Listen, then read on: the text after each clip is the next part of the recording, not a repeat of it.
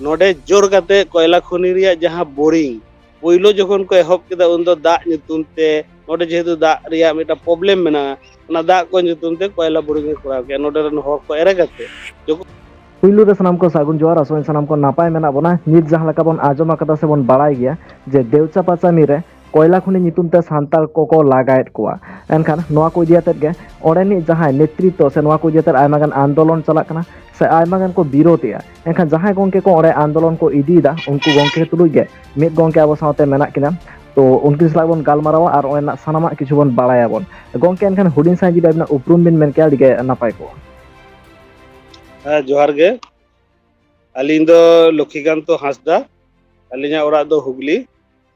और नोडे तेहेन देवचा पचामी रे जहां अब अत हसा खन को लगायत कोना नोआ लड़ाई रे पहिलो खना के मेना लिया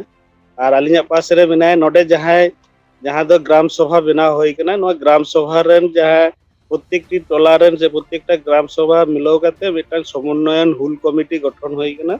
ओना रेन आयुरियो हिसाब ते नोआ पास रे के मेनाय नई दो रतन जोहार गे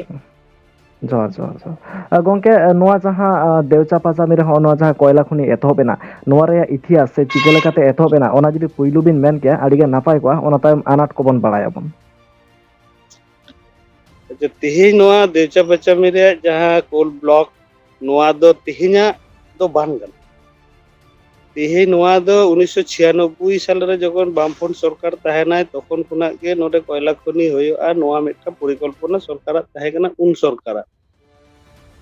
तो आदि दिन पारमेना पारम काते 2011 साल रे नुई सरकार हेज काते अब उन समय दो नेल कदे नुई सरकार उन समय तो विरोधी ताहे कनाय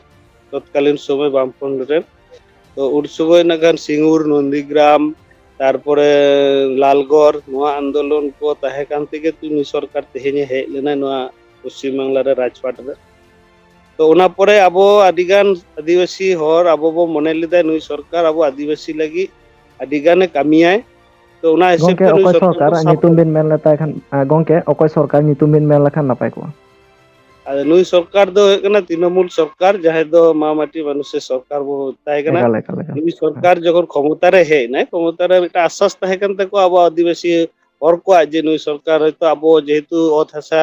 बांचा रिया लड़ाई खना हे हेज कनाय तो लालगढ़ आंदोलन रे अब नेल कदे जे ओंडे साबांगसारी रे को ताहे कना नंदीग्राम रे सिंगुर रे तो उनका के होयतो नुई सरकार अमल रे अब अत हसा दो जहां लेकाते अब बांचा तबोना तो उना हिसाब ते नुई सरकार जखन किछु दिन परे परे के 2016 साल खना दो आदो आगे घोषणा किदा जे न देवचा पचामी कोयला खनि रिया नोआ कारखाना नोडे जे कोयला शिल्प आए करावाय तो उना रे नेलो कना जे नोडे सरकार प्राय जहां प्राय 11,200 एकड़ नोडे अत हसाय हतावाय नोआ 2011 एकड़ अत हसा रे नोआ नोआ अत हसा रे मोटा मोटी मैक्सिमम के अब आदिवासी को हसा कना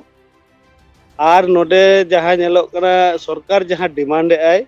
जे नोडे बागमा 1000 एकड़ सरकार हसा कना उना जहां 1000 एकड़ सरकार हसा उना 1000 एकड़ सरकार हसा तो टोटली वेस्टलैंड और फॉरेस्ट लैंड माने बीर रिया हसा उना हो अब आदिवासी को दखल रेगे मेना तो मैक्सिमम नोडे नुकु साथे जहां मिटांग आदि दिन लहा खुना के सरकार से छातिक को मिटांग जे ताहे कना चक्रांत ताहे कना जे अत हसा को नोडे देखो को चिके लेकाते आदिवासी ठेन कोना को हतावा नो मिटा चक्रांत कारण नोआ इलाका रे धीरी खादान जेहेतु मेना नोआ धीरी खादान किनबा जहां किसार मेना धीरी जहां को रापुदेआ ओना जतो गे नकान आदिवासी को अत हसा चिता रेगे मेना आदो नोडे किछु गान जहां छातिक को मेना को उनको दो विभिन्न भावे को परिकल्पना कदा जे नोडे खुना चिके लेकाते नुकु जायगा दखल है उना जनेते नोडे अडिगान कारण मेना उना कारण को तो नकान नितो तो बाइन विश्लेषण है कारण कोई हो लीज को एम का को 99 बछर या लीज को एम का को नोनी को कहते कोई दो पेरा सुगइते करा चोक को ओनी को कहते किछु गान खादान दो को कराव गदा को केसार को कराव गदा को मेनखान हे नुई सरकार जखन घोषणा केदाय उन दो नेलोक कना प्राय 40 टी सांता टोला नोडे खुना को उच्छेद तो नुकु पहिलो खुना गे नका नोआ लड़ावना रे को एहब ना लई किदा को जे बांग आले अत हसा नोडे खुना बांगले आरागा आले नोडे गेले तहना मेनखान सरकार विभिन्न पैकेज जहां दो इनलिगली भावे उना पैकेज दो सरकार ठेन सरकार नुकु साधारण आबोरेन हर को ठेन से नोआ इलाका रे टोटल रे जहां को बसोबास कते नुकु सानते बा आलोचना कते उनको दो माफिया माध्यम ते नोडे खुना किछु किछु हर जहां दो बुजान हर को उनकान हर को किछु गावता जेमन तहे कना उन समय मिटांग बीरभूम आदिवासी गावता जहां रे नेतृत्व किने मेते सुनील सोरेन रविन सोरेन शुधुमात्र उनको नेतृत्व को के नोडे खुना को इदी का कोते सिउरी रे को मीटिंग का मेनखान नोडे दो सरकारी भावे कोनो रकम भावे नोआ इलाका रेन हर को सांग दो माजी बाबा को सांग दो बाको आलोचना गदा को नोनियो कारण तेगे नोडे रेन हर को रंगावना काते प्रतिवाद रे को एहब किया जे नोडे ताले जतो राजनैतिक दल गे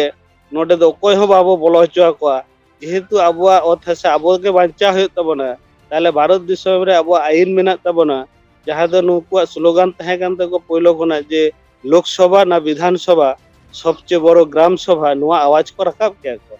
आर को ले किदा को जे नुआ इलाका रे आले ग्राम सभा ले बनावेआ नुआ ग्राम सभा सरकार जहाना के कामी कराव करते गेले नुआ ग्राम सभा रिया सावते आलोचना कते करावाय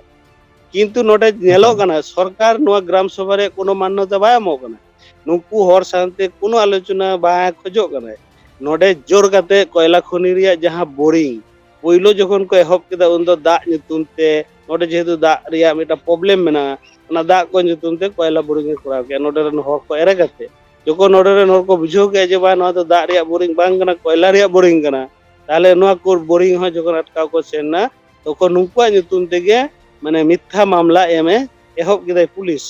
जे नुकु दो सरकारी काजे बाधा दिच्छे अनिकोना मेटांग कथा को लई केते मिथ्या मामला को एमा को गना को आदो नका नोडे जखन आबो बो नेले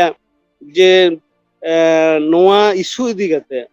जखन आबो भारत जगत माझी पारगाना खुना एहब कते विभिन्न गण संगठन माध्यम ते कोलकाता से जतो जायगा रे आबो आवाज बो रकाबेआ जे नोआ साथे आबो जहां आरहो मिटांग बीरबुरु बांचाव रे लड़ाई कान ताबोना अयोध्या टोलका प्रकल्प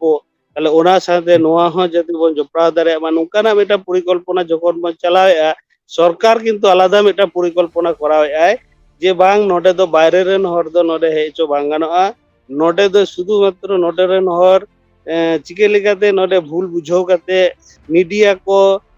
भूल प्रचार हचो काते आर नोडे जहां को नेतृत्व को एमदा नुकु दुर्बल काते चिके लेकाते नोडे रेन हर को ओथ हसा हताव गानोआ नुआ गे को प्लान एआ को तो नुआ रे नोडे रेन हर आदि दुख रे मेना को आदि चिंता भावना रे मेना को नय मीडिया को हो खूब भागे गे माने रस्कुन बुझाव केदा चलान पाटा बिंदो रे जे आबो बांगमा प्रेस क्लब होइना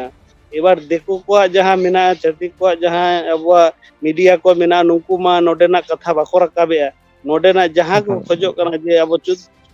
40 टी टोटारेन माझी पारगना को नुकु बाको खोजो कना को जे नोडे कोयला खनि होय हचोआन मेनखान सरकार दो घोषणा दे करे 100 200 और उदु काते लेदा आय कोयला खनि लागिते ओथ हसा को एमो कना को मेनखान नोडे जहां ओथ हसा को एमो कना उना हो नेलो जे आबोरेन संतार रेन दो खूब कम हर मेना को जहां दो नोडे कुना बायरे रे सेन कना को सिउरी को सेन कना को बोलपुर को सेन कना को नोनिकन हर को किछु ओंडे ओथ हसा को एमो कना आर बाद बाकी गे नकन दिको को छति को एमो कना तुरुक को एमो कना को आदो नोय जे मिथ्या अपप्रचार चला कना नुआ विरुद्ध रे आपे लेका मीडिया को जुदी बाको लहा हिजुआ ताले होरा कथा नुआ किंतु माने नोडेना कथा जहां असल कथा नोडेरन मानमिया कथा नोडेना परिस्थिति रिया कथा नुआ किंतु सावराका पांगानो तो नुआ लगी तेगे आस दो होयो कना आपे लेका मीडिया को ठेन अबो जहां सोशल मीडिया विभिन्न रकम अबो मेना प्रिंट मीडिया नुआ को जते ट्राइब टीवी नुकु ठेन हो आपे माध्यम ते नेहरिन दो जे आपे सरासरि नोडे केते नोडे ग्राम सभा नोडेरन माझी बाबा को सा नोडेरन मानमी को सा रपोर पे ताहले नोडेरन मानमिया कथा पे बुझोवा सरकार नुकु साथे आलोचना बाय खोजो ओना साथे गोंके जहां लका बिन मेन केदा माझी पारगना महल से एटा एटा जहां जायगा खना गोंके को मेना को उनको नोडे बांग को बोला चवा को कना एनखान नोआ इदियाते चेलकान स्टेप को से चेलकान कामी होरा को पे आशा पड़ाव कदा बांग नोडे दो झतो हर गे नखान वेलकम बाडाय छ हे कना जहां कोयला खनि विरुद्ध रे जहां माने नोआ लड़ाई रे जहां गरो आय सानाम को गे नोडे दो वेलकम मेनखान नोडे नेलो कना जे माझी परगना महल नोडे ᱟᱡ ᱠᱚ ᱥᱟᱶᱛᱮ ᱟᱹᱰᱤᱵᱟᱨ ᱫᱚᱨᱵᱟᱨ ᱦᱩᱭᱩᱜ ᱠᱟᱱᱟ, ᱜᱟᱞᱢᱟᱨᱟᱣ ᱦᱩᱭᱩᱜ ᱠᱟᱱᱟ, ᱢᱮᱱ ᱦᱩᱭᱩᱜ ᱠᱟᱱᱟ, ᱫᱟᱹᱵᱤ ᱦᱚᱸᱠᱚ ᱫᱚᱦᱚ ᱠᱮᱫᱟ ᱠᱚ, ᱢᱮᱱᱠᱷᱟन ᱱᱚᱰᱮ ᱯᱟᱨᱜᱟᱱᱟ ᱢᱮᱱᱟᱭᱟ ᱜᱷᱟᱹᱥᱤᱨᱟᱢ, ᱱᱚᱰᱮ ᱱᱟᱜ ᱠᱷᱟᱱ ᱠᱤᱪᱷᱩ ᱩᱱᱤᱭᱟᱜ ᱠᱷᱮᱛᱨᱮ ᱱᱚᱰᱮ ᱨᱮᱱ ᱦᱚᱲ ᱠᱚᱣᱟᱜ ᱢᱤᱫᱴᱟᱝ ᱵᱷᱩᱞ ᱵᱩᱡᱷᱟᱵᱩঝি ᱢᱮᱱᱟᱜᱼᱟ, ᱡᱟᱦᱟᱸ ᱫᱚ ᱫᱩᱲᱩᱵ ᱞᱮᱠᱷᱟᱱ ᱦᱚᱭᱛᱚ ᱠᱟᱴᱟᱜ, ᱠᱤᱱᱛᱩ ᱱᱚᱰᱮ ᱟᱡ ᱧᱮᱞ ᱦᱩᱭ ᱠᱟᱱᱟ ᱡᱮ ᱢᱟᱱᱮ ᱚᱠᱟ ᱥᱮᱫ ᱱᱚᱰᱮ ᱨᱮᱱ ᱢᱟᱺᱡᱷᱤ ᱯᱟᱨᱜᱟᱱᱟ ᱠᱚ ᱥᱟᱯᱳর্ট se কয়লা খনি পক্ষে সে বিপক্ষে নোয়া নুঙ্কু ঠেন ক্লিয়ার বানুয়া, যখন বার রকম কো রর কাগা উন সময় কো লে দাকো তাহলে নডে রেন পারগানা কো আকো কো লেই মাকো যে কয়লা খনি যাতে বাং হয়ে মা ওনা পক্ষে আপে পাশ রে আলে মেনা লিয়া, তো নোয়া কো লেই মাকো তাহলে খান গে নডে মোটামুটি যত সব সময় ওয়েলকাম বাড়াই হইচো লাগি মেনা কোয়া, এবং নডে তেহেñ হলানো জাহাं মিদটাং সিদ্ধান্ত হই কানা যে অত হাসা বাঞ্চাও লাগি তে জাহাই ko নোয়া রেকো গরক কানা ko, তো আগামী 15ই নভেম্বর बिरसा मुंडा जनाम माहारे आले सनाम संगठन को आले नोडेले देदेला को कना जे हिजु तबन पे सरकार आले संगते अन्याय को कराया को आले कथा बाको आजमिया को आपे ओना दिन रे बिरसा मुंडा जनाम माहारे आपे नोडे सनाम को हिजु तबन पे आर मेटा लड़ावना अब नोडे ना बन तैयार रकाबा मेटा अडी मारा नोआ ᱚᱱᱟ ᱥᱟᱶᱛᱮ ᱜᱚᱝᱠᱮ ᱦᱚᱸᱜᱼᱚᱭ ᱱᱚᱣᱟ ᱦᱮᱸ ᱜᱚᱝᱠᱮ ᱚᱱᱟ ᱥᱟᱶᱛᱮ ᱚᱱᱟ ᱡᱟᱦᱟᱸ ᱥᱩᱨ ᱫᱤᱱ ᱨᱮᱜᱮ ᱨᱟᱱᱤ ᱨᱟᱥᱢᱩᱱᱤ ᱨᱳᱰ ᱨᱮ ᱡᱟᱦᱟᱸ ᱢᱤᱫᱴᱟᱝ ᱡᱚᱢᱮᱞᱟᱭ ᱛᱟᱦᱮᱸ ᱠᱟᱱᱟ, ᱚᱱᱟᱨᱮ ᱟᱭᱢᱟ ᱜᱟᱱ ᱥᱟᱛᱟᱢ ᱠᱚ ᱛᱟᱦᱮᱸ ᱠᱟᱱᱟ, ᱚᱱᱟ ᱥᱟᱶᱛᱮ ᱱᱚᱣᱟ ᱦᱚᱸ ᱛᱟᱦᱮᱸ ᱠᱟᱱᱟ ᱡᱮ ᱫᱮᱣᱪᱟ ᱯᱟᱪᱟᱢᱤ ᱤᱫᱤ ᱠᱟᱛᱮᱫ ᱠᱚᱭᱞᱟ ᱠᱷᱚᱱᱤ ᱤᱫᱤ ᱠᱟᱛᱮᱫ ᱱᱚᱣᱟᱴᱟᱜ ᱦᱚᱸ ᱛᱟᱦᱮᱸ ᱠᱟᱱᱟ, ᱮᱱᱠᱷᱟन ᱱᱚᱣᱟ ᱤᱫᱤ ᱠᱟᱛᱮᱫ ᱟᱵᱤᱱ ᱦᱚᱸ ᱚᱸᱰᱮ ᱵᱤᱱ ᱥᱮᱴᱮᱨ ᱞᱮᱱ ᱛᱟᱦᱮᱸᱱᱟ, ᱮᱱᱠᱷᱟᱱ ᱱᱚᱣᱟ ᱠᱚ ᱤᱫᱤ ᱠᱟᱛᱮᱫ ᱚᱱᱛᱮ ᱛᱚᱨᱚᱯ ᱠᱷᱚᱱᱟᱜ ᱪᱮᱫ ᱞᱮᱠᱟᱱᱟᱜ ᱜᱚᱲᱚ ᱠᱚ ᱧᱟᱢᱚᱜ ᱠᱟᱱᱟ ᱥᱮ ᱪᱮᱫ ᱞᱮᱠᱟᱱᱟᱜ ᱥᱟᱯᱳর্ট ᱠᱚ ᱦᱤᱡᱩᱜ ᱠᱟᱱᱟ? बा नोडे दो फिजिकली सपोर्ट अडी मारांग दरकार जहां नेलो ᱮᱠᱟᱞ कना ᱮᱠᱟᱞ फील्ड रे माने शुद्ध मिदटांग संगठन कुना अबवा दाबी बो दोहो केदा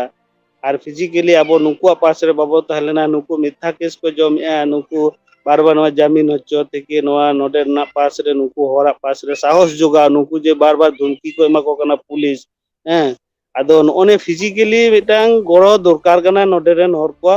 जहां दो होयो कना माझी पारगाना महल रेन आडी गान गे एक्टिव कर्मी को एवं विभिन्न सामाजिक संगठन रेन एवं जेमन अबवा नवा अजोदियो बांचाव रिया लड़ाई रे जहां को मेना को नुकु माने पीसीबी किछु गान हर दो गड़ो को एमो कना, तो संगठन जुदी गड़ो को एमोमा ताहले किंतु आडी लगन नवा बो जितकर दारे व टुरगा प्रकल्प नवा को आबो बो नाटका दारे माने सनाम लेकाना अबवा जहां नो बीरबुरु बांचाव रिया जहां लड़ाई नवा लड़ाई लड़ावना मिटा बो तैयार रकम करे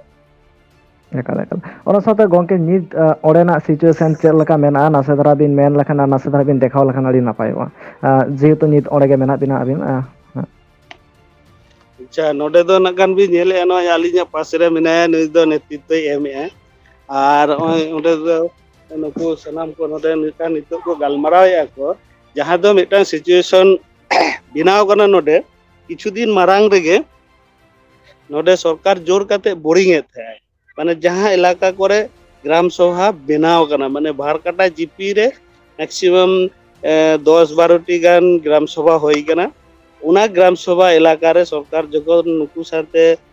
गालमारा बांग काते जोर काते कोयला खरी बोरिंग ए कराते नुकु बाको करा जोगा दिया नोडे खुना पुलिस रोर सेन गना को, मेनखान जहां रे ग्राम सभा आवरी बिना उना इलाका रे दो नितो हो किंतु बोरिंग चला कान गया, आदो नुकु दो नोडे को कायदा करा को जे उना इलाका रे तो बोरिंग माने आपे ग्राम सभा बापे बेरेत कदा ताहले उना इलाका रे दो अलेगल बोरिंग चलाव लगेले और आपे साथे सरकार दुरुब आय नो आपे हमा प्रिपरेशन हता पे और नोडेनी जहां डीएसपी उनी डीएसपी हो एसपी साथे एसपी और डीएम साथे गालमाराव काते मिटा दुरुब रिया मिटा आस्तास उको को एम कदा नते तरफ ना को दाबी को दोहो कदा को जे आले नोआ इलाका रे बांग आलोचना पर्यंत कोनो कामी बाहया अनिय परिस्थिति रे मेना को एरपरे तेहेन को दुरुब आगाना गाना खान नोडे को सला गोटाया जे आबो सरकार ठे चेक डिमांड बो दोहोया नोआ इदी कते को गालमारावया और सनाम हर को ठेन हो जहां नेतृत्व को मेना को नुकुआ हो माने जतो संगठन ठेन खुना हो नोआ सिचुएशन माध्यम ते जे आपे हो आले सजेशन एमाले पे आले नोआ चित सिद्धांत आले नोआ जहां सिद्धांत ले एमा चित सिद्धांत एम लेखन भागेआ नोआ को जुक्ति बुद्धि काटी एमो तबन सनाम संगठन को नोआ को नुकु आरदास को दोहो ᱮᱠᱟᱞ ᱮᱠᱟᱞ ᱮᱠᱟᱞ ᱮᱠᱟᱞ ᱚᱱᱟ ᱥᱟᱶᱛᱮ ᱜᱚᱝᱠᱮ ᱫᱤᱥᱚᱢ ᱦᱚᱲ ᱛᱟᱞᱟᱨᱮ ᱡᱟᱦᱟᱸ ᱞᱮᱠᱟ ᱱᱤᱛ ᱚᱸᱰᱮᱱ ᱠᱚ ᱟᱹᱫᱤᱵᱟᱹᱥᱤ ᱠᱚᱠᱚ ᱞᱟᱜᱟᱭᱮᱫ ᱠᱚᱣᱟ ᱱᱚᱣᱟ ᱠᱚ ᱤᱫᱤ ᱠᱟᱛᱮᱫ ᱪᱮᱫ ᱢᱮᱥᱮᱡ ᱵᱤᱱ ᱮᱢᱟ ᱠᱚᱣᱟ? आदो शुधु मात्र नोआ जहां लड़ाई दिसोम हर आपे को सामांग नोआ मीडिया माध्यम ते दिसोम हर ठेन इᱧᱟᱜ ᱫᱚ ᱢᱤᱫᱴᱟᱝ ᱜᱮ ᱵᱟᱨᱛᱟ ᱟᱵᱚ ᱵᱚ ᱧᱮᱞᱮᱜᱼᱟ ᱡᱮ ᱛᱮᱦᱮᱧ ᱟᱵᱚᱨᱮᱱ ᱡᱟᱦᱟᱸᱭ ᱡᱚᱱᱚᱯᱨᱚᱛᱤᱱᱤᱫᱷᱤ ᱢᱮᱱᱟᱜ ᱠᱚᱣᱟ ᱵᱤᱫᱷᱟᱱ ᱥᱚᱵᱷᱟ ᱨᱮ ᱛᱮᱦᱮᱧ ᱟᱵᱚ ᱡᱮ ᱚᱛ ᱦᱟᱥᱟ ᱠᱷᱚᱱᱟᱜ ᱠᱚ ᱞᱟᱜᱟᱭᱮᱫ ᱵᱚᱱᱟ ᱱᱚᱣᱟ ᱞᱟᱹᱜᱤᱫ ᱛᱮ ᱵᱟᱠᱚ ᱨᱚᱲ ᱠᱟᱱᱟ ᱛᱟᱦᱞᱮ ᱱᱚᱣᱟ ᱞᱟᱹᱲᱦᱟᱹᱭ ᱢᱟ ᱥᱩᱫᱷᱩ ᱫᱮᱣᱪᱟ ᱯᱟᱪᱟᱢᱤ ᱦᱚᱲᱟᱜ ᱞᱟᱹᱲᱦᱟᱹᱭ ᱫᱚ ᱵᱟᱝ ᱠᱟᱱᱟ ᱛᱮᱦᱮᱧ ᱚᱛ ᱮᱠᱟᱞ ᱦᱟᱥᱟ ᱵᱤᱨ ᱵᱩᱨᱩ ᱱᱚᱣᱟ ᱵᱟᱧᱪᱟᱣ ᱨᱮᱭᱟᱜ ᱞᱟᱹᱲᱦᱟᱹᱭ ᱠᱟᱱ ᱛᱟᱵᱚᱱᱟ ᱛᱮᱦᱮᱧ ᱴᱷᱩᱨᱜᱟ ᱛᱷᱮᱠᱮ ᱟᱵᱚᱣᱟᱜ ᱫᱮᱣᱪᱟ ᱛᱷᱮᱠᱮ ᱟᱵᱚᱣᱟᱜ ᱛᱤᱞᱟᱵᱚᱱᱤ ᱠᱷᱚᱱᱟᱜ ᱮᱦᱚᱵ ᱠᱟᱛᱮ ᱟᱵᱚ ᱡᱷᱟᱲᱜᱨᱟᱢ ᱠᱷᱚᱱᱟᱜ ᱮᱦᱚᱵ ᱠᱟᱛᱮ ᱥᱟᱱᱟᱢ ᱠᱷᱚᱱᱟᱜ ᱟᱵᱚ ᱚᱛ ᱦᱟᱥᱟ ᱠᱷᱚᱱᱟᱜ ᱞᱟᱜᱟ ᱵᱤᱨ ᱵᱩᱨᱩ ᱨᱮᱭᱟᱜ ᱚᱫᱷᱤᱠᱟᱨ ᱨᱮᱡ ᱦᱚᱪᱚ ᱨᱮᱭᱟᱜ ᱢᱤᱫᱴᱟᱝ ᱯᱚᱨᱤᱠᱚᱞᱯᱚᱱᱟ ᱪᱟᱞᱟᱜ ᱠᱟᱱ ᱛᱟᱠᱚᱣᱟ ᱱᱚᱣᱟ ᱵᱤᱨᱩᱫᱽ ᱨᱮ ᱞᱟᱹᱲᱦᱟᱹᱭ ᱠᱚᱨᱛᱮ ᱜᱮᱞᱮ ᱟᱵᱚ ᱱᱚᱣᱟ শুধু দেউচা পাচামি হওয়ার পাশ রে তাহেন রিয়া মানসিকতা কাতে তো বাং যে আবহাওয়া হক ওদের আবহাওয়া যাহা 2006 বনাধিকার আইন যাহা দো ফরেস্ট রাইট অ্যাক্ট মেনা ওনা বাঞ্চাও লাগিত তে আবো জুমিত কাতে কিন্তু আবো লড়াই হয়ে সানাম সংগঠন কো নিতো দো নিজেরা মতদর্শ দোহ কাতে অত হাসা আপনারা অত হাসা বাঞ্চাও লাগি আবো কিন্তু জুমিত তেগে হয়ে তাবনা আর জুমিত কাতে নোয়া 2006 রে ফরেস্ট রাইট অ্যাক্ট আবো বাঞ্চাও তেগে হয়ে তাবনা আডি মারাং আরহᱚᱸ আবো ঠের তালারে মিটা হেন্দে রিমিল দাঁড়াই কানা যাহা দো বিজেপি সরকার যাহা দো নোয়া 2006 রিয়া আইন কে ভাইলোট লাগিতে 2022 কনভারভেশন রুল যাহা দো নোয়া 2022 ফরেস্ট রিয়া বীর বুরু রিয়া অধিকার আবো ঠেন খুনা রেজ হাতাও রিয়া মিটা আডি মারাং মিটা চক্রান্ত চালায় নোয়া লাগি তেগে ᱜᱚᱝᱠᱮ আবো জুমি কাতে লড়াই ᱮᱠᱟᱞ ᱮᱠᱟᱞ ᱟᱭᱢᱟ ᱟᱭᱢᱟ ᱥᱟᱨᱦᱟᱣ ᱜᱚᱝᱠᱮ ᱱᱩᱱᱟᱹᱜ ᱢᱟᱨᱟᱝ ᱢᱤᱫᱴᱟᱝ ᱱᱮᱛᱨᱤᱛᱚ ᱨᱮᱱᱟᱜ ᱥᱩᱨ ᱥᱩᱯᱩᱨ ᱨᱮ ᱢᱮᱱᱟᱜ ᱵᱤᱱᱟ ᱥᱮ ᱱᱩᱱᱟᱹᱜ ᱢᱟᱨᱟᱝ ᱜᱚᱲᱚ ᱵᱤᱱ ᱮᱢᱮᱫᱟ ᱟᱭᱢᱟ ᱟᱭᱢᱟ ᱥᱟᱨᱦᱟᱣ ᱪᱮᱫᱟᱜ ᱥᱮ ᱱᱤᱛᱚᱜ ᱜᱚᱲᱚ ᱞᱟᱹᱠᱛᱤᱜ ᱠᱟᱱᱟ ᱚᱱᱟ ᱥᱟᱶᱛᱮ ᱛᱟᱭᱚᱢ ᱫᱟᱨᱟᱢ ᱦᱟᱸᱜ ᱪᱮᱫ ᱞᱮᱠᱟᱱᱟᱜ ᱜᱷᱚᱴᱚᱱᱟ ᱠᱚ ᱜᱷᱚᱴᱟᱜ ᱠᱟᱱᱟ ᱮᱱᱠᱷᱟᱱ ᱚᱱᱟ ᱠᱚᱦᱚᱸ ᱟᱯᱰᱮᱴ ᱚᱵᱚᱥᱥᱳᱭ ᱵᱤᱱ ᱮᱢᱟᱵᱤᱱ ᱢᱟ ᱮᱱᱠᱷᱟᱱ ᱡᱚᱦᱟᱨ ᱜᱮ